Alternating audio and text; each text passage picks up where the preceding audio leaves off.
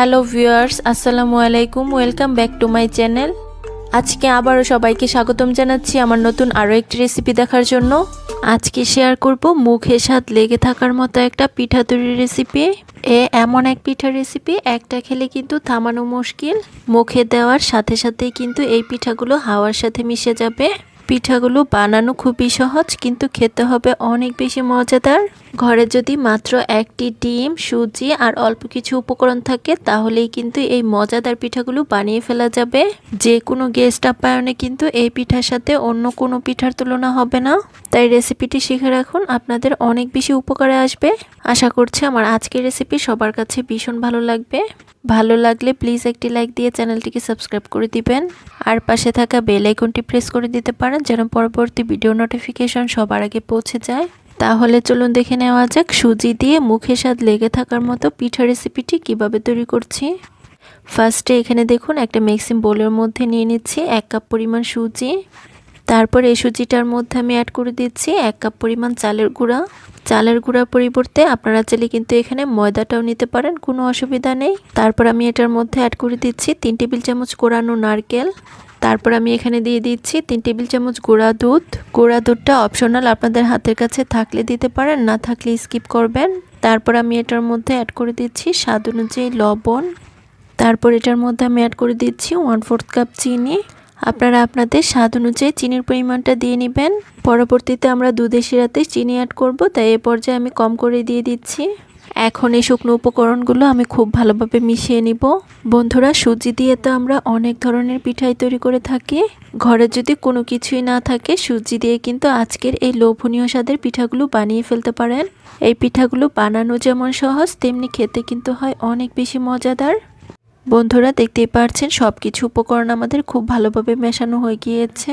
এখন এটার মধ্যে আমি অ্যাড করে দিচ্ছি 1 কাপ পরিমাণ তালের পাল্প। যেহেতু এই সিজনে বাজারে প্রচুর পরিমাণ তাল পাওয়া যাচ্ছে, তাই আপনারা চাইলে কিন্তু তাল দিয়ে এই মজাদার পিঠাগুলো বানাতে পারেন। আবার চাইলে তাল ছাড়া দুধ কিংবা পানি দিয়েও এই ব্যাটারটা বানাতে পারেন। এখন এই সব কিছু উপকরণ খুব ভালোভাবে মিশিয়ে নিব। তাল দিয়ে কিছুক্ষণ মিশিয়ে নেওয়ার পর এটার মধ্যে আমি 1/2 কাপ পরিমাণ অ্যাড করে দিব পানি। পানির পরিবর্তে আপনারা চাইলে এখানে দুধও দিতে পারেন, আবার চাইলে তালের পিউরিটা দিয়েও কিন্তু এই ব্যাটারটাকে তৈরি করে নিতে পারেন। বন্ধুরা, যারা আমার এই ভিডিওটি দেখছেন প্লিজ একটি লাইক দিয়ে চ্যানেলটিকে সাবস্ক্রাইব করে দিবেন, আর যারা ফেসবুক পেজ থেকে দেখছেন প্লিজ একটি ফলো দিয়ে দিবেন। অনেকে আছেন ভিডিও দেখেন কিন্তু লাইক দেন না, প্লিজ একটি লাইক দিয়ে দিবেন। পিঠার মিশ্রণটা কিছুক্ষণ মিশিয়ে নেওয়ার পর এটার মধ্যে আমি অ্যাড করে দিব একটি ডিম। ডিমটা কিন্তু আমাদের অবশ্যই রুম টেম্পারেচারে হতে হবে। ডিমটা যদি ফ্রিজে থাকে আমাদের অবশ্যই কিন্তু 30 মিনিট আগে বের করে নিতে হবে। ফ্রিজে ঠান্ডা ডিম দিয়ে পিঠাগুলো কিন্তু একদমই তৈরি করতে যাবেন না, তাহলে কিন্তু পিঠাগুলো ভালো হবে না। এখন এই ডিমটাকেও ব্যাটারের সাথে খুব ভালোভাবে মিশিয়ে আমরা একটা স্মুথ ব্যাটার তৈরি করে নিব। তো বন্ধুরা, দেখতেই পাচ্ছেন পিঠার জন্য আমাদের স্মুথ একটা ব্যাটার তৈরি করা হয়ে গিয়েছে। আর এখানে ব্যাটারের ঘনত্বটা কিন্তু বলে বোঝানোর মতো কিছুই নেই, এটা আমাদের দেখেই বুঝে নিতে হবে। আমি আপনাদেরকে কাছ থেকে একটু দেখিয়ে দিচ্ছি, ঠিক এরকম ঘনত্বের একটা ব্যাটার আমাদের তৈরি করে নিতে হবে। এখন এই ব্যাটারটাকে আমাদের রেস্টে রাখতে হবে, তার জন্য একটা ঢাকনা দিয়ে ঢেকে রেস্টে রেখে দিচ্ছি 10 মিনিটের জন্য। ফিরে এলাম 10 মিনিট পর। এখন আমি ঢাকনাটা তুলে নিচ্ছি। দেখতেই পাচ্ছেন সুজিটা কিন্তু অনেকটাই ফুলে ডাবল হয়ে গিয়েছে। এখন আমি আবারও একটা চামচের সাহায্যে পিঠার এই ব্যাটারটা খুব ভালোভাবে মিশিয়ে নিব। এ পর্যায়ে আপনাদের কাছে ব্যাটারটা অনেক বেশি ঘন মনে হতে পারে, সেক্ষেত্রে অল্প পরিমাণ পানি দিয়ে এই ব্যাটারটাকে তৈরি করে নিতে পারেন। তো দেখুন আমি ব্যাটারটাকে খুব ভালোভাবে মিশিয়ে নিয়েছি। এখন এটার মধ্যে আমি অ্যাড করে দিচ্ছি 1 চা চামচ বেকিং পাউডার, আর সাথে আমি অ্যাড করে দিচ্ছি 1 চিমটি পরিমাণ বেকিং সোডা। এখন খুব সামান্য পরিমাণ পানি দিয়ে বেকিং পাউডার আর বেকিং সোডাটা ব্যাটারের সাথে খুব ভালোভাবে আমরা মিশিয়ে নিব। বেকিং পাউডার আর বেকিং সোডাটা কিন্তু ব্যাটার তৈরির প্রথমে অ্যাড করা যাবে না, তাহলে কিন্তু এর গুণাগুণ নষ্ট হয়ে যাবে। পিঠাগুলো তৈরি করার কিছুক্ষণ আগে ব্যাটারের মধ্যে মিশিয়ে নিতে হবে। তো দেখুন ব্যাটারটা আমাদের তৈরি হয়ে গিয়েছে। এখন আমরা পিঠাগুলো বানাতে চলে যাব। তার জন্য এখানে দেখুন আমি 4টি কাপ নিয়েছি। আপনারা চাইলে এখানে কাপের পরিবর্তে স্টিলের বাটিও নিতে পারেন, কোনো অসুবিধা নেই। এখন এই কাপগুলোর মধ্যে আমি খুব সামান্য পরিমাণ ঘি লাগিয়ে নিচ্ছি। আপনারা চাইলে এখানে ঘিয়ের পরিবর্তে তেলও দিতে পারেন, তবে ঘি ব্রাশ করে নিলে পিঠাগুলোর মধ্যে খুব সুন্দর একটা স্মেল পাওয়া যাবে।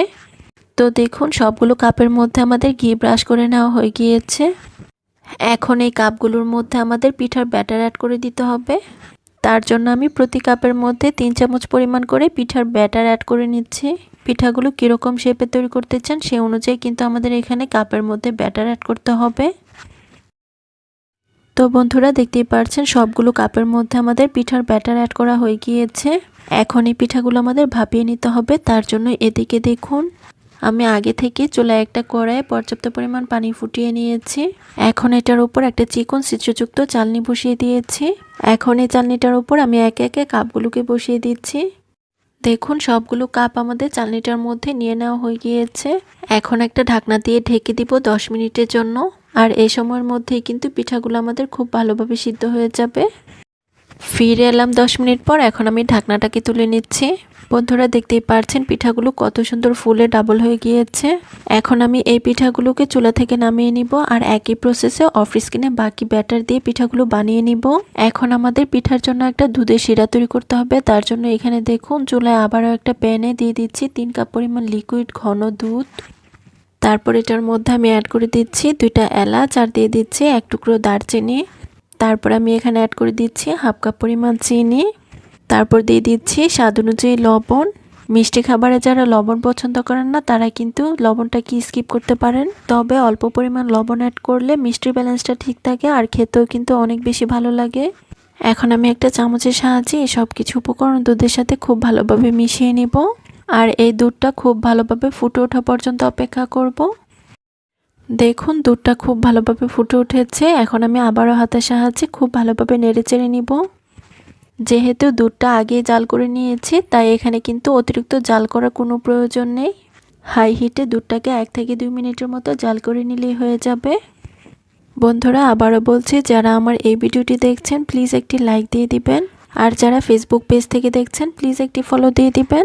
অনেকে আছেন ভিডিও দেখেন কিন্তু লাইক দেন না, প্লিজ একটি লাইক দিয়ে দিবেন। বন্ধুরা আমি দুধটাকে আরও 2 মিনিটের মতো খুব ভালোভাবে জাল করে নিয়েছি। পিঠার জন্য শিরাটা আমাদের একদম পারফেক্টভাবে রেডি। এখন আমি চুলা থেকে এই শিরাটাকে তুলে নিব। তারপর এদিকে দেখুন আমরা যে পিঠাগুলো চুলা থেকে নামিয়ে নিয়েছিলাম এগুলোকে আমি এখন কাপ থেকে ছাড়িয়ে নিব। গরম অবস্থায় এই পিঠাগুলো কিন্তু একদমই ছাড়াতে যাবেন না, তাহলে কিন্তু পিঠাগুলো ভেঙে যাবে। পিঠাগুলো যখন হালকা ঠান্ডা হয়ে যাবে তখনই আমাদের কাপ থেকে এগুলোকে তুলে নিতে হবে। তো দেখুন পিঠাগুলো কিন্তু খুব সুন্দর কাপ থেকে তুলে নেওয়া যাচ্ছে আর কাপের মধ্যে ঘি লাগিয়ে নেওয়ার কারণে কাপগুলোর মধ্যে পিঠাগুলো কিন্তু একদমই লেগে যাচ্ছে না। তো বন্ধুরা দেখুন আমাদের একে একে সবগুলো পিঠা কাপ থেকে তুলে নেওয়া হয়ে গিয়েছে। এখন এই পিঠাগুলো আমরা যে পাত্রের মধ্যে দুধের শিরায় ভিজাবো সেটার মধ্যে পিঠাগুলোকে তুলে নিব। আমি একটা বড় সার্ভিং ডিশের মধ্যে পিঠাগুলোকে নিয়ে নিচ্ছি, কেননা এগুলো দুধের শিরাতে ভেজানোর পর অনেকটাই ফুলে ডাবল হয়ে যাবে। দেখুন সবগুলো পিঠা সার্ভিং ডিশে নিয়ে নেওয়া হয়ে গিয়েছে। এখন গরম দুধের শিরাটা এই পিঠাগুলোর মধ্যে অ্যাড করে দিব। এখানে শিরাটা কিন্তু আমাদের অবশ্যই গরম হতে হবে, তা না হলে কিন্তু পিঠার ভিতরে ঢুকবে না। তো বন্ধুরা দেখুন সম্পূর্ণ দুধের শিরাটাই আমি পিঠার মধ্যে ঢেলে দিয়েছি। এখন এটাকে একটা পাশে রেখে দিব 10 থেকে 15 মিনিটের জন্য। আপনারা চাইলে কিন্তু আরো বেশি সময় ধরে পিঠাগুলো রেস্টে রাখতে পারেন। ফিরে এলাম 20 মিনিট পর। দেখতে পাচ্ছেন পিঠাগুলো ফুলে ডাবল হয়ে গিয়েছে। এখন এই পিঠাগুলোর উপর আমি কিছুটা পরিমাণ কাঠবাদাম কুচি দিয়ে পরিবেশন করে নিচ্ছি। বন্ধুরা পিঠাগুলো দেখতে কি অসম্ভব লোভনীয় হয়েছে। আমি একটি পিঠা আপনাদের মাঝে কেটে শেয়ার করছি আর দেখিয়ে দিচ্ছি ভিতরটাও কত সুন্দর নরম তুলতুলে হয়েছে। এই মজাদার পিঠাগুলো একটা খেলে থামানো মুশকিল, আরও একটা কিন্তু অবশ্যই চেয়ে খেতে হবে। একদম মুখে স্বাদ লেগে থাকবে এই মজাদার পিঠাগুলো। আশা করছি রেসিপি ভালো লেগেছে। ধন্যবাদ সবাইকে। আল্লাহ হাফিজ।